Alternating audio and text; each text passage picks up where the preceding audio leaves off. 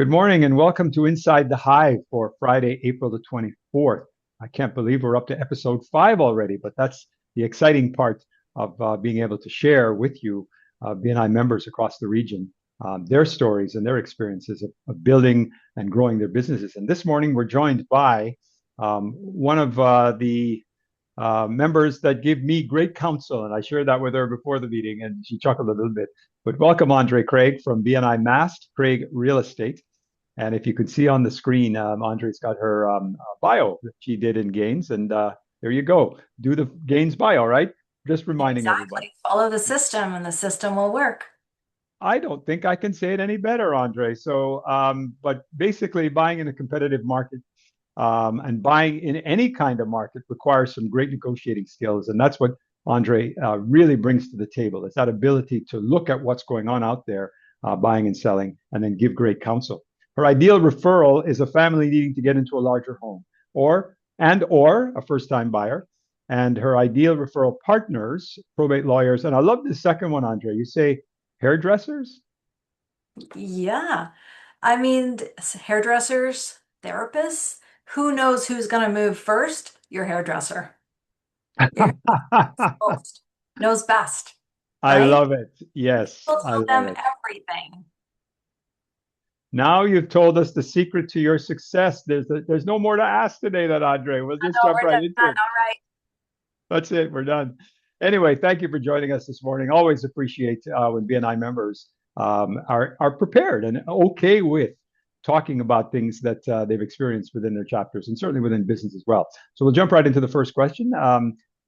For you, what was the turning point when you realized that BNI could be a major driver of your business growth? Well, so here's the thing. When you stop thinking of BNI as a room of potential clients and you start seeing them as a room of full of potential referral partners, that's the turning point. Early on in my career, I hired a real estate coach.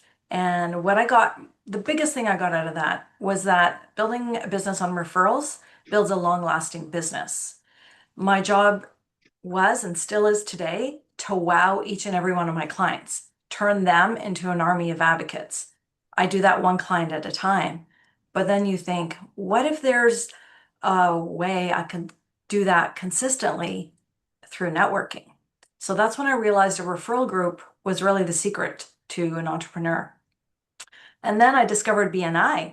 So now you take all the things that I've learned, and then I discover BNI, the structure, the power of weekly visibility, the one-to-ones, and really, really the ability to teach people how to speak on your behalf. So my busiest years in real estate have come this year, last year, the year before, when most realtors are a little bit bored right now. But for me, it's come because I'm consistently referred by people who trust me and understand how I work. And that's when I realized BNI isn't just helpful, it can be a primary driver of business growth. Excuse me. It's allergies. I've got frogs in my throat today. So it's a process, right? One thing leads to the next, and that's growth, personal growth and growth within an organization. Got it. Love it. Take a sip of coffee or water as I ask the Yes, yes. question, okay? All good. Um, so, based on that, which is great insight and great background to it, can you share a specific referral that might have led to a significant business opportunity? And from that perspective, what made that referral possible? Um, so one that really stands out is a referral from a fellow member who really truly understood my ideal client. I mean, I always say this. I'm older and I work because I love this business and I want to work with great people. So if you've got somebody who's ornery, that's not who my ideal client is. And so I'm not just out looking for someone who's buying or selling, but someone who really needs guidance and wants a professional, steady hand through the process. So this referral was not only good for me because it turned into multiple referrals after that. But it turned into referrals for a real estate lawyer, our home inspector, our bookkeeper, And there was one more which I can't recall, but oh, the home and auto insurance person. So that one referral to me was an avalanche of referrals for the chapter. So that to me is huge success. I love the way you described that, that one referral can lead to so many other opportunities for members within your chapter. That's a real important one for you to have stated this morning, because that's certainly something that, if you look at it from a member's perspective, that's something that's very positive as well. So based on that and leverage off of that, lifting off of that, how do you consistently educate your chapter members so they can continue to refer to you consistently? The KISS principle.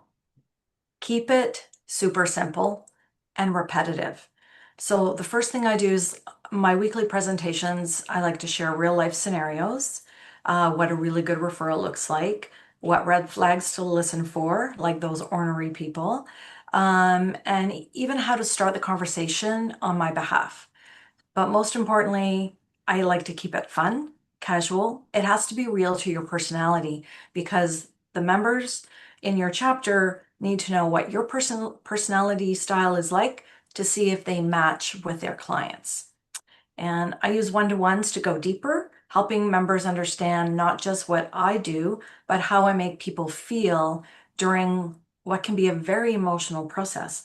Buying and selling real estate can be super fun, super stressful, super sad, super emotional, super all of the emotions, right?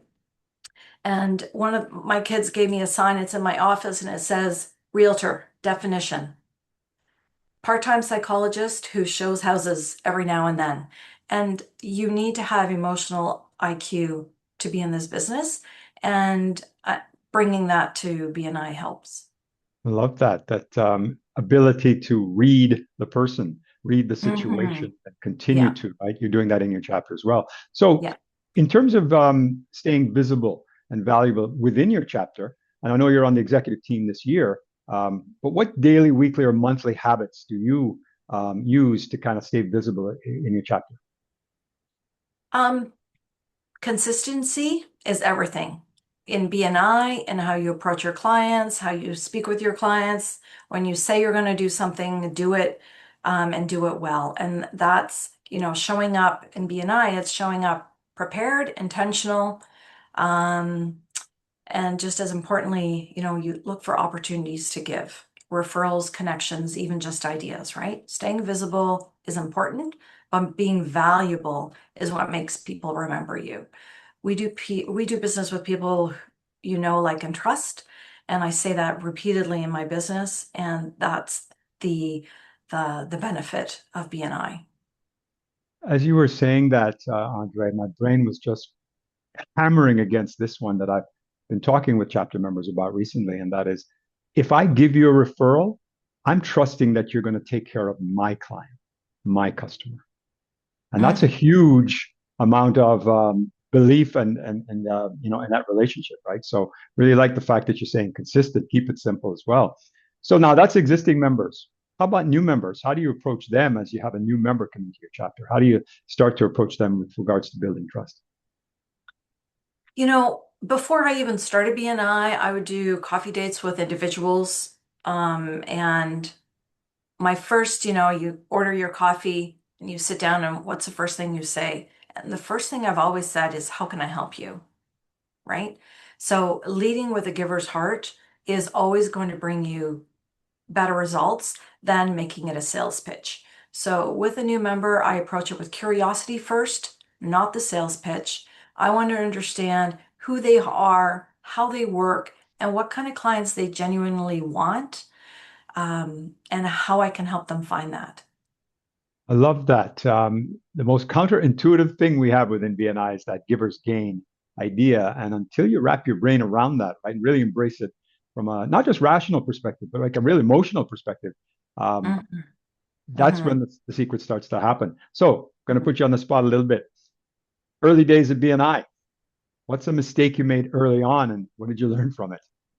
I think I talked too broadly about what I did, right? A realtor, like everyone knows what a realtor does, buying and selling. But when I honed down to my niche of my favorite client is first-time home buyers, and seniors. Actually, seniors, I have a designation um, to help seniors through the real estate transaction. I love to guide, coach. I think I probably was meant to be a teacher. And so, I help people buy and sell homes. Sounds clear, but it's actually not terribly helpful from a referral standpoint. But once I learned to be very specific, who I help, what situations to listen for, that's when the referrals started to come more naturally. I So see. from that perspective, I think BNI taught me to niche down, and that clarity creates better referrals. Again, a great insight. Love that tip. Be as specific as you possibly can uh, Hmm. within the chapter. So, if you had to start over in a brand new chapter, what would you do in the first 90 days to set yourself up for success? Um, Brand new chapter. Hmm. Um, so what I would say is three things. One, build your relationships through intentional one-to-ones. What are these serious entrepreneurs looking for? What is their business? What's their niche in that business? And really understanding what they do. Because once I understand that, then I can send them referrals. And once I build that trust, then I can send them referrals. Second would be getting very clear and consistent in my messaging earlier on, so people know exactly how to refer to me. And then third, of course, giving first, looking for ways to connect people, pass referrals, and add value early on. The faster you become someone who contributes, the faster you become someone people want to support. Love it. I do have one other question for you. It's not part of what we prepped prior to this, but it always kind of, and it comes from conversations that I have one-to-ones across the region with people who are making the transition from a corporate environment to now either being a franchise owner in a system, but certainly they are a sole proprietor or a sole practitioner in a practice they purchased. Do you have any insight at all in terms of how to make that transition as less bumpy, as least bumpy as possible? Mm, that's a really good one. I mean, I come from corporate, so I've been doing this 12 years, but I come from aerospace and the automotive market before then. And so I would say put all that aside because being an entrepreneur is a whole different ball game, right? So your ethics, your integrity, those are the primary things you're going to carry with you, but your consistent approach to dealing with clients and finding a way to market yourself is very different than marketing Ford Motor Company, right? Because you don't represent yourself. So representing yourself and trying to sell yourself is way more difficult than representing a brand. And so that's again the power of BNI, right? Because now you're jumping into a group of individuals who are going to get to know you enough to be able to represent you. And now you've got your sales staff. I love that insight. And I learned something today, by the way, and I've known you for about a year now. So we do have to do a one-to-one again soon. You and I both may have automotive backgrounds in our previous lives. So it'll Mm, be fun to see where and if we might have crossed. yeah. Thank you so much, by the way. This has been great this morning. Really appreciate you taking the time. We've got a few people on the line and we do have a few minutes. So does anybody have any questions for Andree this morning? We'll open it up and see if there's anything. And if you do, please just unmute your mic and ask away. Right. I used to be a Century 21 agent way back. And back in the day when you used to have pages, you were on call and all that kind of stuff. And I'm sure that brings back fond memories. And one of the things I found out doing my bit was that if you're showing a couple around, never listen to the man. He's going to do it. He's going to do as he's told. Otherwise, he'll hear about it every 15 seconds for the rest of his married life if he doesn't get the house that she wants. Does the same thing apply? I'm gonna say not really. Because I sell to a lot of single guys. I help a lot of couples that aren't your traditional husband and wife. So I would say maybe, but it's no longer a his and hers closet. Mm. Thank you, Andree, for that. Does anybody else have a question? Not But so I think sure. those cool jackets would have been really cool, David. Did you have Yeah, one of well, those? I didn't graduate to one of those. You have to win one of those, and Oh, uh, but I did the farming techniques back in the day, and the signs would go on people's lawns, and people would come around and make offers in that area, and um, that kind of stuff. And what I did, because it was a new development, I got all of the plans for every single model, so I knew all the dimensions. And people were doing the comparables. Were taking a small house, comparing it to a larger house. So I knew how to do that, and that built up a lot of trust. William, go ahead. I saw that you wanted to jump in there. No, that's okay, David. You know what, it's more of a reflection than a question. You know, as a new member, I was taking quite a lot of notes, and I think there's a couple of things that really stood out to me that I really appreciated. One is trying to keep it simple and repetitive and allow your personality to come out, which, I think is something that really spoke to me. So I just wanted to say thanks for that. And, I'm slowly finding my way in this BNI world. I've been to a couple of meetings just. So, is there any other advice that you would give to a new person that maybe you didn't have the time to touch on? absolutely. My theory is go in 100%, jump in both feet, or don't do it at all, right? BNI is a Mhm. system and it's an onion. It's got a lot of layers and you got to dig through all the layers to make the most of your membership. Great I think advice, that Andree. William's in a unique position here because he can come to one of our meetings with his kilt and make an immediate impression on everybody. Everybody will know who he is. I Um, There's did the think about that yesterday.